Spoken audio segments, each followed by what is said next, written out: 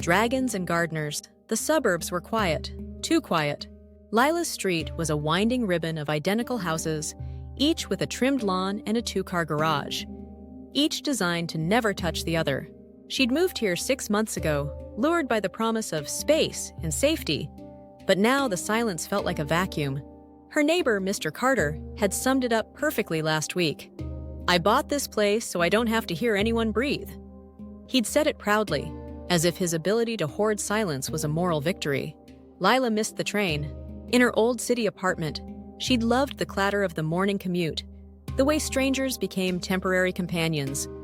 A woman with a sunflower tote, a guy humming Sinatra, kids laughing over TikTok sounds. But when she mentioned this to coworkers, they recoiled. "You like being packed in like sardines?" one sneered. "I'd rather sit in traffic for 2 hours than smell some rando's armpit," another said. Their cars weren't just vehicles. They were castles, moats drawn tight against the world.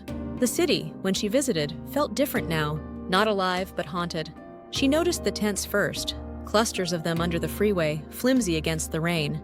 At a cafe, she overheard a man ranting about parasites draining the system. "Why should my taxes pay for their drugs?" he barked. The barista, wiping espresso splatter, muttered, "Maybe 'cause it's cheaper than jail, Dave." Dave didn't care. His contempt was a reflex, sharpened by years of believing survival was a zero-sum game. Even the sidewalks felt hostile. A teenager skateboarding too close to a storefront sparked a scream. "Get a job!"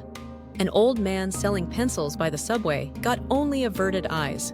Lila wondered when other humans became ghosts, invisible until they inconvenienced you, then monstrous.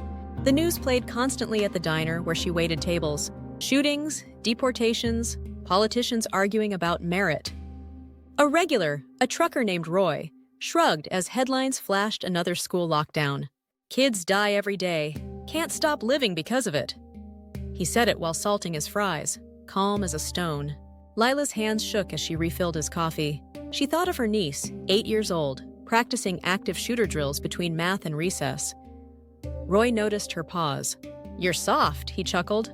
"World's always been ugly. My freedom's worth the trade." "What freedom?" she wanted to ask. The freedom to clutch a steering wheel in gridlock? To armor yourself with gates and guns? But she stayed quiet. Arguing felt pointless when the system wasn't broken. It was built this way. A machine that turned empathy into a liability. One night, she took the train home. It was late, half empty. A man across from her coughed violently, his face gaunt, jacket frayed. Without thinking, Lila handed him her water bottle. He stared at her, wary, then nodded thanks. A woman in a nurse's scrubs tossed him a granola bar. "Long shift?" Lila asked. The woman smiled tiredly. "Third this week. Hospital's swamped." They talked about the ER, understaffed and overfilled.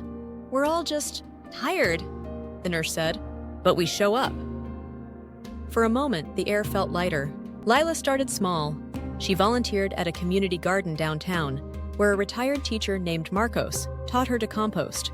"We're all just dirt and sunlight in the end," he joked. She met others there, a college kid pushing for bike lanes, a mom who'd turned her garage into a free pantry. They weren't naive. They knew the mountain of gold was a myth, but they'd chosen to plant seeds in the cracks anyway. It wasn't redemption. The suburbs still sprawled, Roy still sneered at the news, and the trains still smelled like sweat and despair.